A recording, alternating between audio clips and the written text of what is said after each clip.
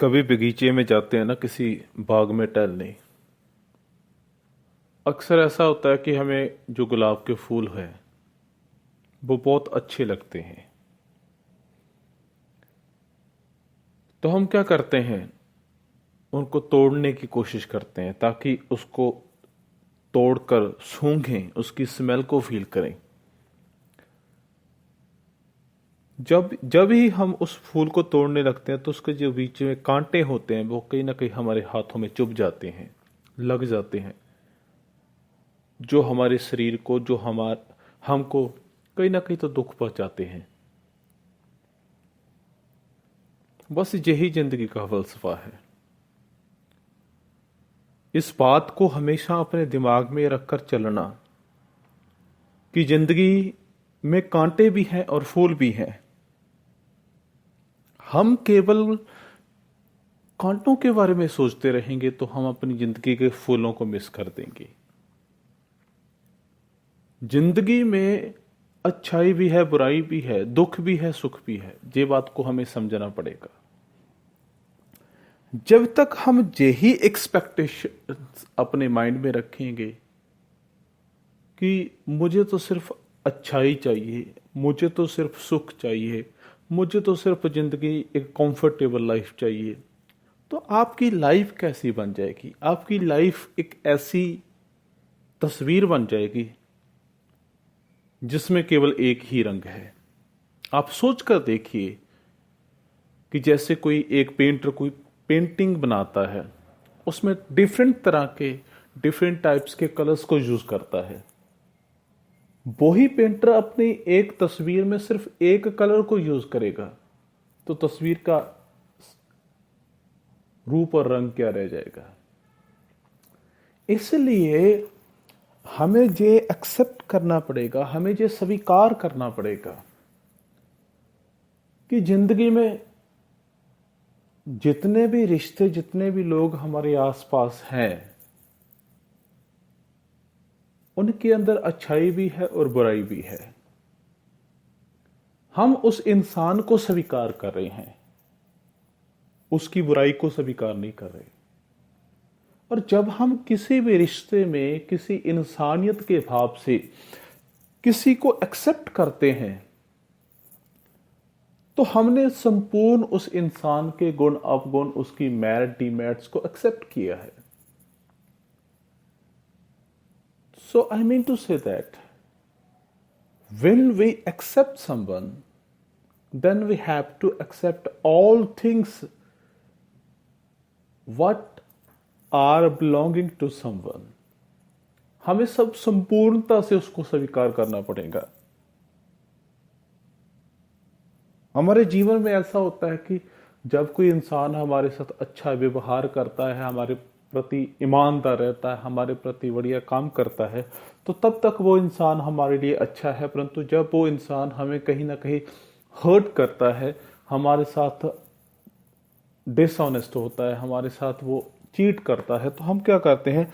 हम बहुत ही अग्रेसिव होकर उसके ऊपर रिएक्ट करते हैं। जो इंसान हमें कुछ समय पहले अच्छा लगता था, वही इंसान अब हमारे लिए दुश्मन बन गया।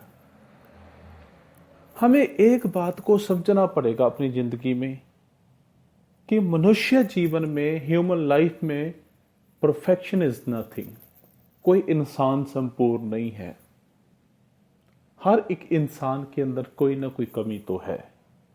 चाहे वो मैं हूं, चाहे वो मेरी पत्नी है, चाहे वो मेरा पति है, चाहे मेरा वो बॉस है, चाहे मेरे वो परिवार का कोई सदस्य मेंबर है।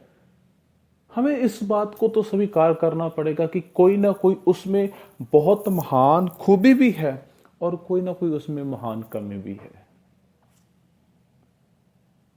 जैसे कि हमने पिछले एपिसोड में ये बात की थी कि हमें कुछ ना कुछ अच्छा ढूंढना पड़ेगा, तभी हम अपनी जिंदगी को बेहतर तरीके से जी सकते हैं, जिंदगी को जी सकते हैं और जिंदगी को एक्सपीरियंस कर सकते हैं। तो सबसे बड़ी बात यह है कि हमारे अंदर ये भावना होनी चाहिए कि जब कोई इंसान मेरे साथ बुरा व्यवहार करता है, मेरे साथ कुछ ऐसा करता है जो मेरे लिए बहुत ही असहनीय है, I can't tolerate this more. So हमारे एक अंदर एक सेंस ऑफ फॉरगिवनेस होनी चाहिए, हमारे अंदर एक स्पिरिट ऑफ फॉरगिवनेस होनी चाहिए, हमारे अंदर एक माफ करने की भावना होनी चाहिए। क्योंकि उसके पीछे जो कारण है वो यही है कि हमें इस बात को सबसे पहले स्वीकार करना पड़ेगा कि जिंदगी में संपूर्णता नहीं है, कोई इंसान संपूर्ण नहीं हो सकता, क्योंकि टू एरर इज ह्यूमन। इंसान के अंदर कमियां हैं, क्योंकि हम लगातार कुछ ना कुछ सीखते हैं, बचपन से लेकर जिंदगी के आखिरी श्वास तक, आखिरी सांस तक हम कुछ ना कुछ तो सीखते रहते हैं। और ये हम कभी नहीं कह सकते I am completed, no, this is wrong, this is absolutely wrong in your life. We are not complete for एवर, हम कभी भी हमेशा के लिए संपूर्ण नहीं हो सकते, we are not a perfect. Then there are so many falls are existing in your life, then you have to accept this point of view. कोई इंसान जब पूर्ण नहीं है, उसके अंदर परफेक्शन नहीं है, तो हम कैसे कह सकते हैं वो कभी गलतियां नहीं करेगा, वो कभी गलत नहीं हो सकता। He might be wrong sometime, he might be good sometime also. ये जिंदगी में अच्छाई बुराई, ये जिंदगी में अच्छा बुरा चलता रहेगा।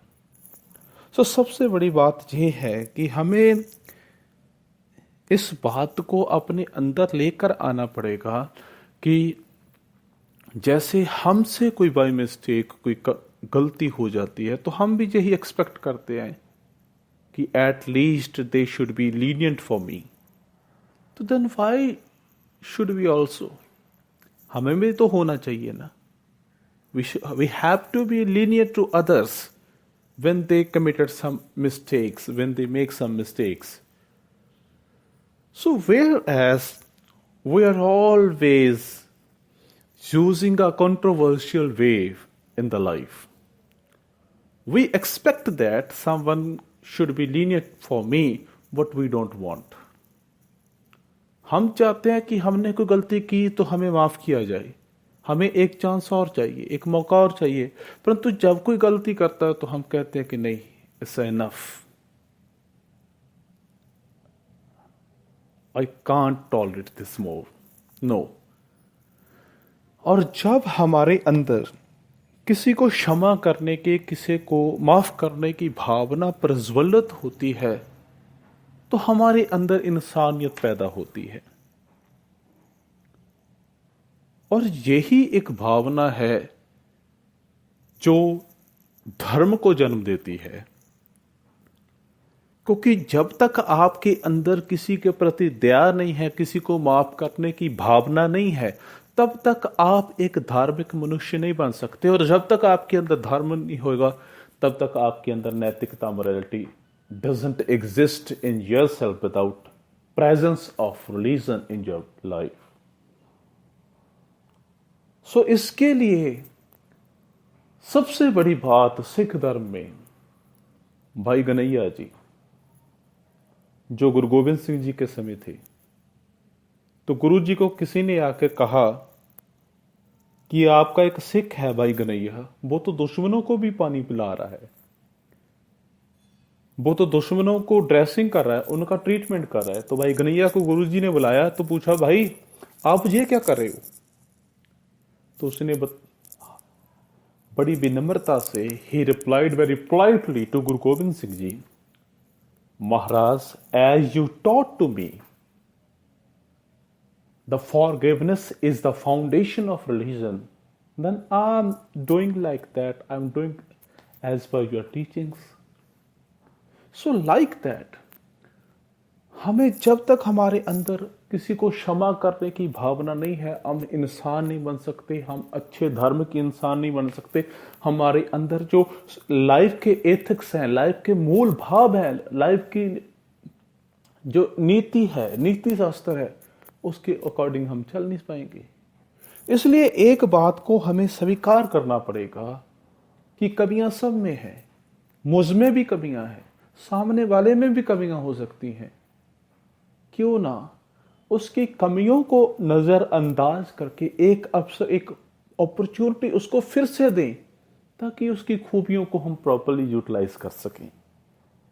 इसलिए the spirit of forgiveness is the most important spirit in your life, and this spirit is also foundation of religion, foundation of goodness, the foundation of morality, the foundation of ethics, human ethics. So इसलिए कोशिश करें कि ये बात समझें कि जिंदगी में फूल भी हैं, कांटे भी हैं, दुख भी हैं, सुख भी हैं, गुण भी हैं, अवगुण भी हैं। हमारे अंदर ये भावना होनी ही चाहिए कि जब हमारा कोई रिश्तेदार, हमारा पड़ोसी, हमारे परिवार का कोई सदस्य, कोई भी इंसान जाने अनजाने में कुछ ऐसा काम करता जिसके कारण हमें ठेस पहुंचती है, उसे माफ कर देना चाहिए। जब हम उसको माफ करेंगे, कहीं ना कहीं उसको भी एहसास होगा कि मैंने कुछ तो गलत किया है। आपकी माफी उसके अंदर इस एहसास को पैदा करेगी कि उसने कुछ ना कुछ तो गलत किया है। जिंदगी को स्वर्ग बनाना है, जिंदगी को खुशहाल बनाना है, दूसरों को क्षमा करना सीखिए। नहीं तो ऐसा होता है कि हम क्रोध में बड़े अग्रेसिव होकर अपने मानसिक लेवल पर, मेंटल लेवल पर कितना स्ट्रेस डाल लेते हैं, कितना डिप्रेशन में चले जाते हैं, टेंशन में चले जाते हैं। देखना, आप किसी को सच्चे दिल से माफ करो, ऐसा लगेगा कि आपने पता नहीं कितने जन्मों का बोझ, बर्डन अपने माइंड से उतार दिया। इसलिए मैं एक ही स्लोगन अंत में कहूंगा, आप माफ करोगे तो जिंदगी में हमेशा खुश रहोगे।